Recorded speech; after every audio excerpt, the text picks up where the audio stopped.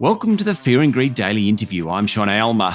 What a year this has been for small business. The first in 3 years not to be decimated by lockdowns. But still, the pandemic-era supply chain challenges have persisted.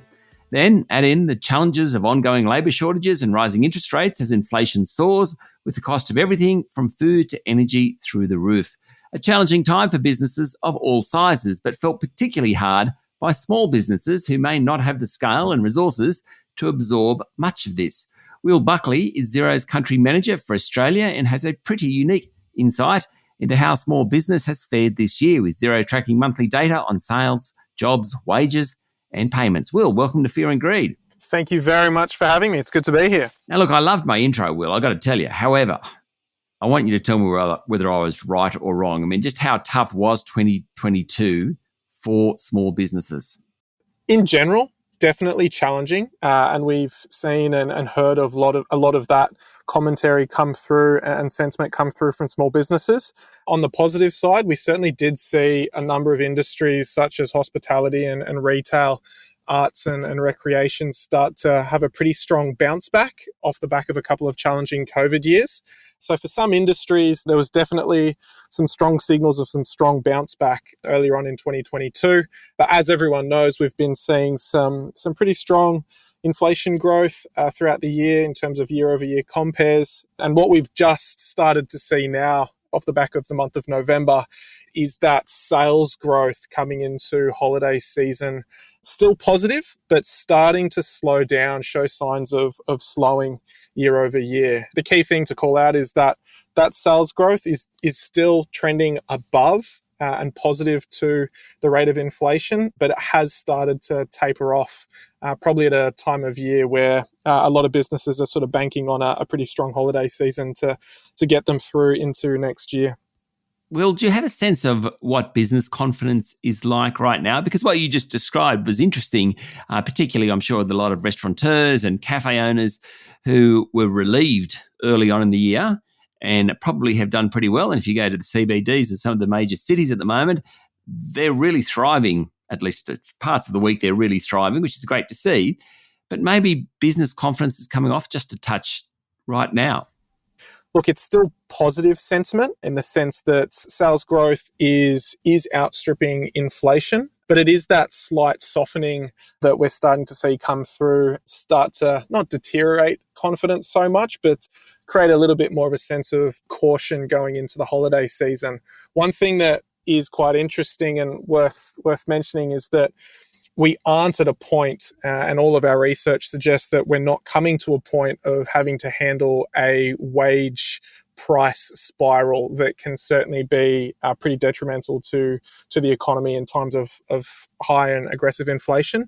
From everything that we're seeing at the moment through the Xero Small Business Insights is that wages growth, whilst yes, it is growing, it is not outstripping or growing at a faster rate than what sales growth and inflation is doing at a top line. So we're doing a pretty good job so far of avoiding that wage price spiral, which suggests that small business owners are definitely acutely aware of trying to find ways to mitigate any cost pressure in their business while still trying to find ways to hire people into roles and get their capacity up so that they can continue to produce. So things are softening off, but yeah, look, there's a couple of signs there that suggest that the Australian economy is actually balancing itself quite well through these uncertain times. The fact that wage pressures haven't come through is good, but I would say surprising. We have an unemployment rate of 3.4%. Last month, there was about 60,000 plus new jobs created. I mean, do you think small businesses will be able to maintain a lid on wages? Often they're not going to have much control over that, I'd imagine.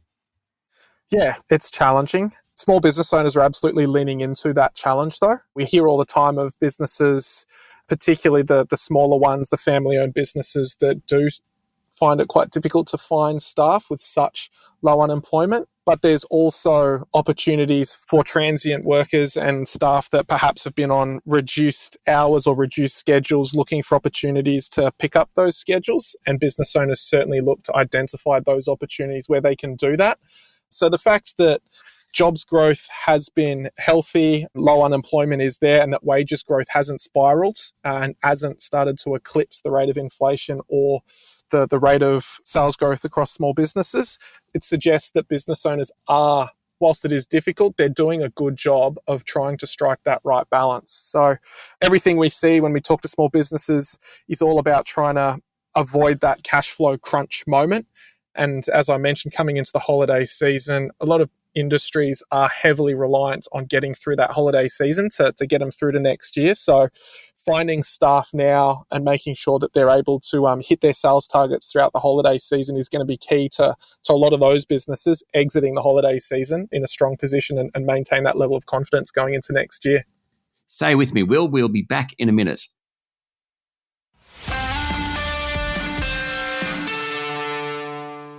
My guest today is Will Buckley, Xero's country manager for Australia. So how do you think 2023 will play out for small businesses? I think one thing that we've all witnessed is that, we're definitely in uncertain economic conditions, but what we track and the insights we see is that there's definitely a softening off from the acceleration that we were seeing in inflation at the beginning of the year. So the fact that the indicators that we track are starting to show some softening suggests that everything that the RBA is looking to put into place and achieve that soft landing scenario, it does look as though we're coming over the hump of that peak and starting to come into that softer landing territory. Depending on how we go throughout the holiday season across retail, hospitality, and industries that are, I guess, more susceptible to the ebbs and flows of discretionary spend. If that discretionary spend does take a big cutback and businesses do bear the brunt of that, then that we might be in some different territory coming off the back of the holiday season. So our message would just be to support local and small businesses wherever reasonable and wherever possible, because it's been a challenging year for them and they do rely on their holiday season to get them through into next year. Do you think that there's a role for big business in supporting small business and government? But government during COVID, you could, whether you like it or not, I think government did a lot to help small businesses and it has a number of programs. I kind of want to stay away from government, but big business, do they have a role in supporting small business? Absolutely, and I'm so glad you called that out. One thing we're super passionate about is making sure that small businesses get their invoices paid on time. Over half of small businesses in Australia don't get their invoices paid on time. So any small business that finds itself in commercial arrangements and doing business with big business, we would love to see big business play a really influential role and proactive role in getting those invoices paid on time, particularly coming into the holiday season. If big businesses are looking for slowing down and reducing capacity, the ask would be to prioritise getting those small businesses paid before going off on any breaks and not leaving anything to the January comeback. And is cash flow always the biggest issue for business, small business particularly? Absolutely. And we have released reports on the cash flow crunch at Xero, looking through the lens of the impact of that cash flow crunch on small business. And the rising costs that small businesses are looking to manage, that extremely low unemployment, and yes, there is wages growth for them to contend with. The cash flow crunch scenario for small businesses comes where they've done a good job of trying to mitigate the wages growth, get people on their books to be able to produce, and have lifted their prices or balanced their prices out to mitigate the costs that they're incurring. But if they aren't able to actually then go out and achieve their sales targets, then that cash flow crunch moment becomes pretty confronting for them. So as consumers, as Australians, the best thing we can do is to get out and support those small businesses that have been planning for this holiday season and have a lot riding on their ability to see it through successfully. Let's hope it goes well for all those businesses. Will, thank you very much for joining Fear and Greed. Thank you so much. Good to be here, and I love what you guys are doing and look forward to chatting soon. Thank you. That was Will Buckley, Xero's country manager for Australia. This is the Fear and Greed Daily Interview. Join us every morning for the full episode of Fear and Greed, Australia's most popular business podcast. I'm Aylmer. Enjoy your day.